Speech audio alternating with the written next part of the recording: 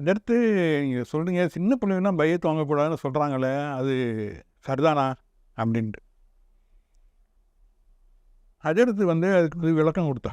விளக்கம் கொடுத்தான்னா நிறைய விளக்கம் கொடுத்தா, ஏதோ உதாரணம்லாம் கொடுத்து. அதெல்லாம் அப்படி இல்லைப்பா, இங்கே வா. நோயாளி இருக்கிறான், மருந்து கொடுக்குறோம், மாத்திரை கொடுக்குறோம். இப்போ பெரிய மனுஷருக்குன்னா ஒரு 2 மாத்திரை கொடுப்போம் இல்லையா? சின்ன பிள்ளைங்களுக்கு பாதியாக புட்டு கொடுப்போம்ல, ஒரு மாத்திரையை பாதியாக காவாசி புட்டு கொடுப்போம்ல, அது மாதிரி தான் சின்ன பிள்ளைகளுக்கு கொஞ்சமாக கொடுக்கணும். பெரிய ஆள் போனோம்னா அது கொஞ்சம் டீட்டெயிலாக வரணும். இதுதான் ஒன்றும் இல்லை, இப்போ படிச்சுக்கணும்னு படிக்கலாம், அதெல்லாம் தடையெல்லாம் கிடையாது அப்படின்னாலும் சொல்லிவிட்டு சொன்னாலாம், ஏன்டா இப்படி இந்த மாதிரி இன்னும் பேசிக்கிட்டு இருக்கிற, கொடன்னு பேசுகிற, பேச்சை குறை, இன்னும் மறுசால பேசுகிற மாதிரி தான் பேசிக்கிட்டு இருக்கிற அப்படின்னு சொல்லிட்டு சொன்னால் அடுத்து நான் எவ்வளோ சொன்னேன் சாப்பிட்டு போங்கன்ட்டு, இல்லை வேணாம் இன்னொரு நாளைக்கு வரேன் அப்படின்னு சொல்லிட்டு போயிட்டாங்க. போய் ஒரு லெட்ரு போட்டிருந்தாங்க.